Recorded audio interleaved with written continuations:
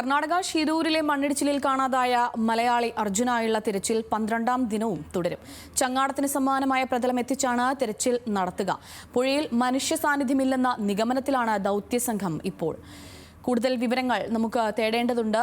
PK Sareesh ചേരുന്നുണ്ട്. സരീഷ്, 12ാം ദിനത്തിലേക്ക് തിരച്ചിലെത്തുമ്പോഴും അർജുനരികിലേക്ക് നമ്മൾ എത്തുന്നില്ല എന്നുള്ളത് പ്രതീക്ഷകൾ നഷ്ടപ്പെടുന്ന ഒരു സാഹചര്യം തന്നെയാണ് അത്. ഒപ്പം തന്നെ ഈ പുഴയിൽ മനുഷ്യ സാന്നിധ്യം ഇല്ലെന്ന നിഗമനത്തിലേക്ക് ദൗത്യസംഘം എത്തുകയും ചെയ്തു. ഇന്ന് ഏത് രീതിയിലാണ് തിരച്ചിൽ നടത്താൻ പ്ലാൻ ഇട്ടിരിക്കുന്നത്?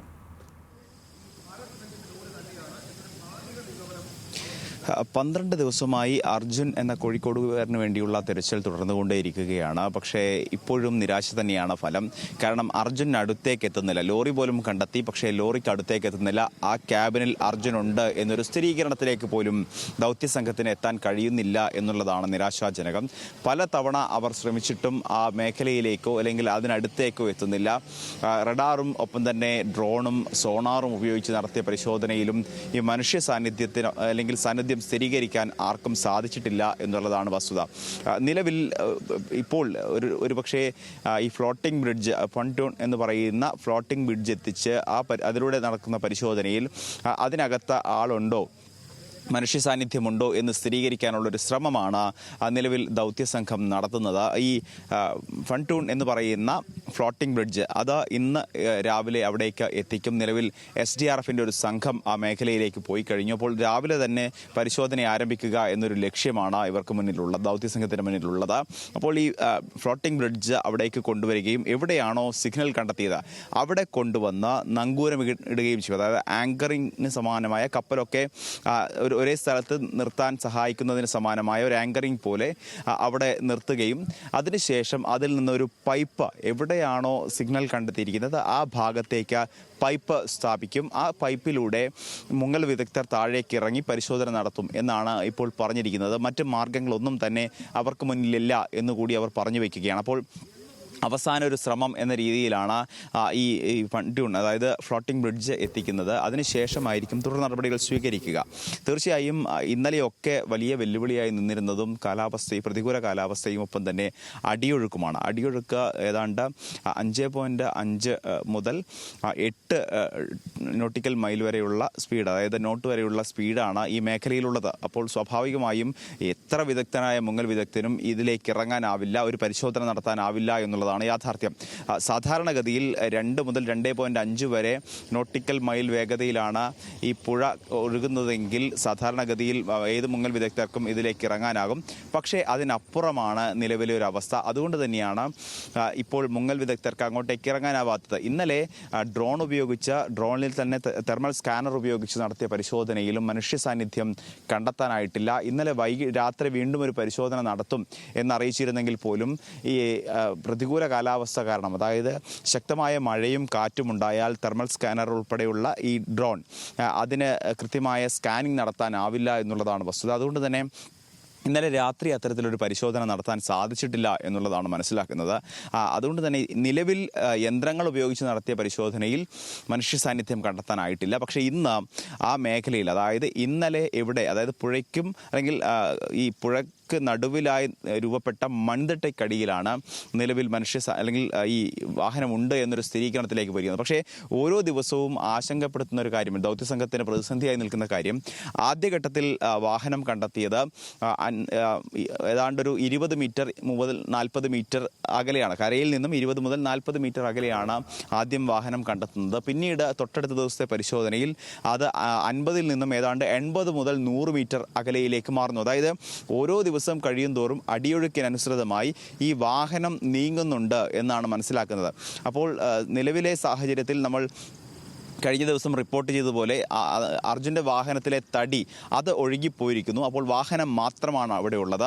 ക്യാബിൻ വിച്ഛേദിക്കപ്പെട്ടിട്ടില്ല എന്നാണ് മനസ്സിലാക്കുന്നത്. അപ്പോൾ സ്വാഭാവികമായും ഈ ഭാരം കുറയുന്നതിനനുസരിച്ച് ഈ വാഹനം മൂവ് ചെയ്യുന്ന അല്ലെങ്കിൽ അടിയിൽ നിന്നും ഒഴുകിപ്പോകുന്ന ഒരു സാധ്യത കൂടി ഉണ്ടാവും. അതുകൊണ്ട് തന്നെ ഓരോ ദിവസവും മറ്റ് സ്ഥലങ്ങളിലേക്ക് പോകുന്നത് കൊണ്ട് കൃത്യമായി എവിടെ എന്നൊരു പ്രതിസന്ധിയായി തന്നെ തുടരുകയാണ്. അത് ഇന്ന് പരിഹരിക്കാം എന്നാണ് കരുതുന്നത്. പക്ഷേ ഇപ്പോഴും അവിടെ പ്രതിസന്ധിയായി തന്നെ തുടരുന്നത് വരുന്ന മറ്റൊരു കാര്യം കൂടിയുണ്ട്. ഇപ്പോൾ വാഹനം കണ്ടെത്തിയത് ഈ 100 മീറ്റർ അകലെ നിന്നാണ്. അതൊരു ദൃക്സാക്ഷി മൊഴിയുടെ അടിസ്ഥാനത്തിൽ കൂടി നടത്തിയ പരിശോധനയിലാണ് 4ാം ഘട്ടത്തിൽ 4ാം സിഗ്നൽ ലഭിച്ചത്. അവിടെ ഏതെങ്കിലും രീതിയിൽ മുങ്ങൽ വിദഗ്ധർ എത്തി മുങ്ങി പരിശോധന നടത്തി ആ വാഹനം സ്ഥിരീകരിച്ചാൽ പോലും എങ്ങനെ കരയ്ക്കെത്തിക്കും എന്നൊരു പ്രതിസന്ധിയായി തന്നെ തുടരുന്നുണ്ട്. കാരണം വാഹനം ഭാരമുള്ളതാണ്. ആ ഭാരമുള്ള വാഹനം ഈ ഹുക്ക് ചെയ്ത് കരയിലേക്ക് എത്തിക്കണമെങ്കിൽ ഏതാണ്ട് 100 മീറ്ററോളം സഞ്ചരിക്കണം. അപ്പോൾ എങ്ങനെ ഈ വാഹനം 100 മീറ്റർ അകലെയുള്ള കരയിലേക്ക് എത്തിക്കും എന്നതും ഒരു പ്രതിസന്ധിയായി തന്നെ തുടരുകയാണ്. നിലവിൽ ഒരു ബൂം മിഷൻ ഇന്നലെ ഇവിടെ നിന്ന് മാറ്റിയിരുന്നു. 2 ബൂം മിഷനുകളിൽ ഒന്ന് ആദ്യം എത്തിച്ച ബൂം മിഷൻ ഇവിടെ നിന്നും മാറ്റിയിരുന്നു. സ്വാഭാവികമായും ഒരു ബൂം മിഷൻ മാത്രമാണ് ആ മേഖലയിലുള്ളത്. അപ്പോൾ അത് ഉപയോഗിച്ച് രക്ഷാപ്രവർത്തനം തുടരുക എന്നുള്ളത് ദുഷ്കരമായ കാര്യമാണ്. കാരണം ആ ബൂം മിഷൻ്റെ കൈയുടെ നീളം എന്ന് പറയുന്നത്, അല്ലെങ്കിൽ ആ ബക്കറ്റിൻ്റെ നീളം എന്ന് പറയുന്നത് ഏതാണ്ട് 20 മീറ്റർ മാത്രമാണ്. വീണ്ടും അതിൻ്റെ ഒരു 5 മടങ്ങ് അകലെയാണ് നിലവിൽ വാഹനം നിൽക്കുന്നത്. അപ്പോൾ സ്വാഭാവികമായും എങ്ങനെ ആ കരയിലേക്ക് എത്തിക്കും? ആദ്യം കരുതിയിരുന്നത് 20 മീറ്റർ ദൂരത്തിലാണെങ്കിൽ ഈ ഹുക്ക് ഘടിപ്പിച്ച്, അല്ലെങ്കിൽ സ്റ്റീൽ ഹുക്ക് ഘടിപ്പിച്ച് അതിനെ പുള്ള് ചെയ്തെടുക്കാം, അല്ലെങ്കിൽ ഉയർത്താം എന്നൊരു ധാരണയായിരുന്നു ദൗത്യസംഘത്തിന് മുന്നിലുണ്ടായിരുന്നത്. പക്ഷേ ഓരോ ദിവസവും ഈ അകലേക്ക് പോകുന്നതിനനുസരിച്ച് ഈ തിരിച്ചെടുക്കുക എന്നുള്ളത്, അല്ലെങ്കിൽ കരയിലേക്ക് എത്തിക്കുക എന്നുള്ള പ്രയത്നം വളരെ ദുഷ്കരമായി മാറിക്കൊണ്ടിരിക്കുകയാണ്. അതുകൊണ്ട് തന്നെ വളരെ പ്രതിസന്ധി ഇപ്പോൾ ദൗത്യസംഘം അഭിമുഖീകരിക്കുകയും ചെയ്യുന്നുണ്ട്. ഇന്നലെ നമ്മൾ കളക്ടറുമായും SP-യുമായും ഒക്കെ സംസാരിച്ചപ്പോൾ അവർ പറഞ്ഞത് പുതിയ മാർഗങ്ങൾ തേടിക്കൊണ്ടിരിക്കുകയാണ്. ഏതെങ്കിലും രീതിയിൽ, അതായത് എത്ര കാലാവസ്ഥ പ്രതികൂലമാണെങ്കിൽ പോലും ഈ അർജുനെ പുറത്തേക്ക് എത്തിക്കുക, വാഹനം പുറത്തെടുക്കുക, ആ ലക്ഷ്യം കൈവരിക്കുന്നത് വരെ ദൗത്യം തുടരും എന്നുള്ളതാണ്. അതുകൊണ്ട് തന്നെയാണ് കഴിഞ്ഞ ദിവസം ഇനി എന്ത് ചെയ്യണം എന്നൊരു ആശങ്ക വരികയും ഒരു ഉന്നതതല യോഗം ചേർന്ന ശേഷം ഫ്ലോട്ടിംഗ് ബ്രിഡ്ജ് ഉണ്ട്.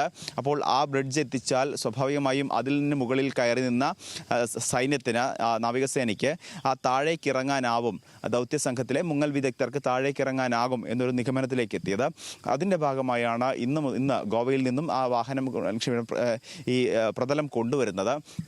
തീർച്ചയായും അതിൽ തന്നെയാണ് ഇപ്പോൾ എല്ലാവരും കണ്ണു നട്ടിരിക്കുന്നത്. കാരണം ഈ വാഹനത്തിൽ അർജുനുണ്ടോ എന്നൊരു സ്ഥിരീകരണത്തിലേക്ക് വരണം. ഒരുപക്ഷെ ഇന്ന് ഉച്ചയോടെ, ഇന്ന് രാവിലെ തന്നെ ആ വാഹനം എത്തിക്കും, അല്ലെങ്കിൽ ഈ പ്രതലം എത്തിക്കും എന്നാണ് പറയുന്നത്. അങ്ങനെയെങ്കിൽ ഉച്ചയോടെ തന്നെ കൃത്യമായി നമുക്ക് ആ നിഗമനത്തിലേക്ക് എത്താനാകും, അർജുൻ ആ വാഹനത്തിൽ ഉണ്ടോ ഇല്ലയോ എന്നുള്ള കാര്യത്തിൽ. കാരണം ആദ്യഘട്ടത്തിലെല്ലാം സംശയിച്ചിരുന്നത് ഈ വാഹനത്തിൽ ആളില്ല, അർജുൻ പുറത്തേക്ക് പോയിട്ടുണ്ടാകും എന്നുള്ളതാണ്.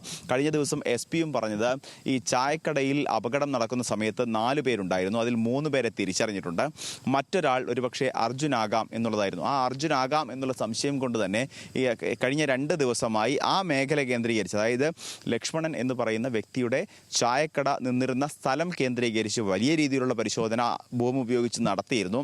പക്ഷേ അവിടെ നിന്നും ഒന്നും കണ്ടെത്താനായില്ല. ചായക്കടയിലെ ചില പാത്രങ്ങൾ ഒഴിച്ചു നിർത്തിയാൽ മറ്റൊന്നും തന്നെ കണ്ടെത്താനായിട്ടില്ല. അപ്പോൾ വീണ്ടുമുള്ള ഒരു സംശയം അദ്ദേഹം അതിനകത്തു തന്നെ, വാഹനത്തിനകത്തു തന്നെ ഉണ്ടാവാമെന്നുള്ളതാണ്. പക്ഷേ അപ്പോഴും പ്രതിസന്ധിയായി നിൽക്കുന്നത് ഈ തെർമൽ സ്കാനർ ഉപയോഗിച്ചുള്ള പരിശോധനയിൽ ഈ മനുഷ്യ സാന്നിധ്യം കണ്ടെത്താനായിട്ടില്ല എന്നുള്ളതും ഒരു പ്രതിസന്ധിയാണ്.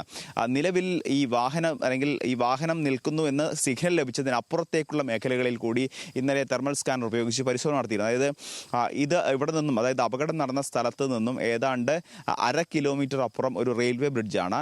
ആ റെയിൽവേ ബ്രിഡ്ജ് മുതൽ ഈ അപകടം നടന്ന സ്ഥലം വരെയുള്ള ഈ പുഴയുടെ എല്ലാ ഭാഗങ്ങളിലും തെർമൽ സ്കാനർ ഉപയോഗിച്ചും ഡ്രോൺ ഉപയോഗിച്ചും പരിശോധന നടത്തി. അങ്ങനെയാണ് 5 സിഗ്നലുകൾ ലഭിച്ചത്. പക്ഷേ ആ 5 സിഗ്നലുകൾ, അല്ലെങ്കിൽ 4 സിഗ്നലുകൾ ലഭിച്ചത്. 4 സിഗ്നലുകളിൽ ഒന്നിൽ പോലും മനുഷ്യ സാന്നിധ്യമില്ല എന്നുള്ളത് നിരാശാജനകമാണ്. അപ്പോൾ ഇന്നറിയേണ്ടത് ഏതെങ്കിലും തരത്തിൽ ഈ അർജുൻ ആ വാഹനത്തിൽ ഉണ്ടോ എന്ന് പുഴയിലേക്ക് ഇറങ്ങിയുള്ള പരിശോധനയിൽ കണ്ടെത്താനാകുമോ എന്നുള്ളതാണ്. അതിനപ്പുറത്തേക്ക് ഇന്നെങ്കിലും പുഴയിലേക്ക് ഇറങ്ങാൻ മുങ്ങൽ വിദഗ്ധർക്ക് സാധിക്കുമോ എന്നുള്ളതുമാണ്. കാരണം കഴിഞ്ഞ ദിവസങ്ങളിലെല്ലാം പ്രതിസന്ധിയായത് മഴയാണ്, ശക്തമായ അടിയൊഴുക്കാണ്. പുഴയിലേക്ക് ഇറങ്ങിയാൽ പോലും 0 വിസിബിലിറ്റി എന്നുള്ളതാണ്. കാരണം ഒന്നും കാണാൻ സാധിക്കാത്ത അവസ്ഥ. അപ്പോൾ സ്വാഭാവികമായും ഈ ക്യാബിനകത്ത് അർജുൻ ഉണ്ടോ എന്ന് എങ്ങനെ കണ്ടെത്തും എന്നുള്ളൊരു ആശങ്ക കൂടി നിലവിൽ നിലനിൽക്കുന്നുണ്ട്. തീർച്ചയായും. എന്തായാലും സരീഷ് പറഞ്ഞതിൽ നിന്ന് തുടരുകയാണെങ്കിൽ, കഴിഞ്ഞ 12 ദിവസമായി നമ്മൾ അർജുനെ കണ്ടെത്തുന്നതിനുള്ള പരിശ്രമത്തിലാണ്.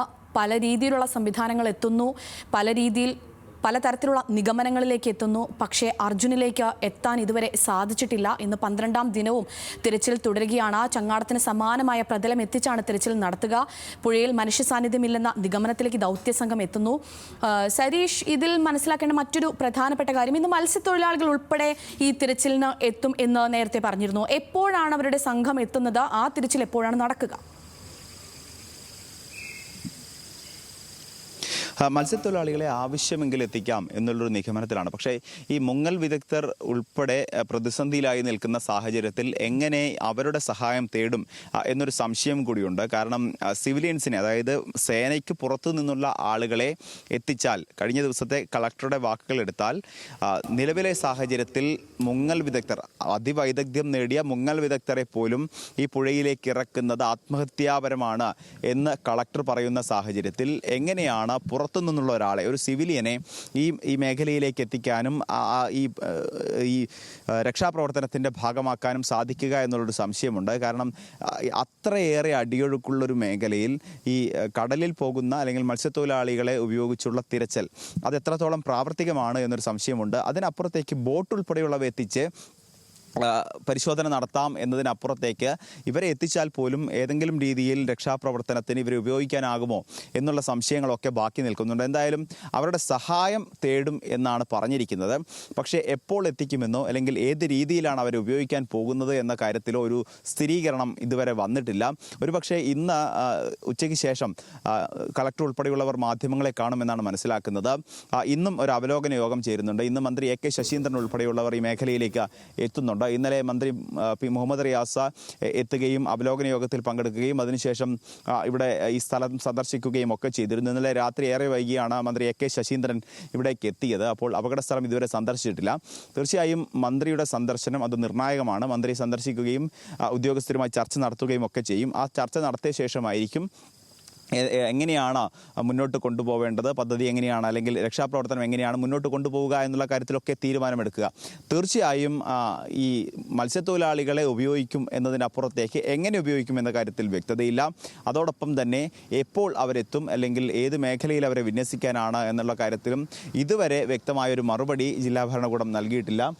നിലവിൽ അവർ പറഞ്ഞിരിക്കുന്നത് ബോട്ട് ഉൾപ്പെടെയുള്ള കാര്യങ്ങൾ, അതായത് വള്ളങ്ങൾക്ക് സമാനമായി മോട്ടോർ ഘടിപ്പിച്ച വള്ളങ്ങൾ ഇങ്ങോട്ടേക്ക് എത്തിക്കും, അതുപയോഗിച്ചുള്ള പരിശോധനകൾ നടത്തും എന്നുള്ളതാണ്. പക്ഷേ അപ്പോഴും ഇപ്പോൾ പ്രതിസന്ധിയായി നിൽക്കുന്നത് ഈ താഴെ തട്ടിൽ മണ്ണ് പല സ്ഥലങ്ങളിലും ഉയർന്നു കിടപ്പുണ്ട്.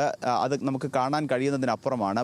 നേരത്തെ ഞാൻ പലതവണ സൂചിപ്പിച്ചതാണ്, 25 മുതൽ 35 വരെ അടിയാണ് ഈ പുഴയ്ക്ക് ആഴമുള്ളത്. പക്ഷേ ആ സ്ഥലങ്ങളിലെല്ലാം തന്നെ മണ്ണ് നിറഞ്ഞ അവസ്ഥയുണ്ട്. അപ്പോൾ ആ മണ്ണ് നിറഞ്ഞ അവസ്ഥയിൽ ഈ മോട്ടോർ ഉൾപ്പെടെ കൊണ്ടുവരുന്ന അല്ലെങ്കിൽ മോട്ടോർ ബോട്ടുകൾ കൊണ്ടുവന്നാൽ ഒരുപക്ഷേ ഈ മണ്ണിൽ പൊതിഞ്ഞു പോകാനുള്ള സാധ്യത, ഈ മോട്ടോർ പലപ്പോഴും ഈ മണ്ണിൽ പെടാനുള്ള സാധ്യതകളൊക്കെ ഉണ്ട്. അപ്പോൾ പലപ്പോഴും ഈ പ്രതലം എത്രത്തോളം വ്യക്തമാണ് എന്നൊരു സംശയം കൂടി അവർക്ക് മുന്നിലുണ്ട്.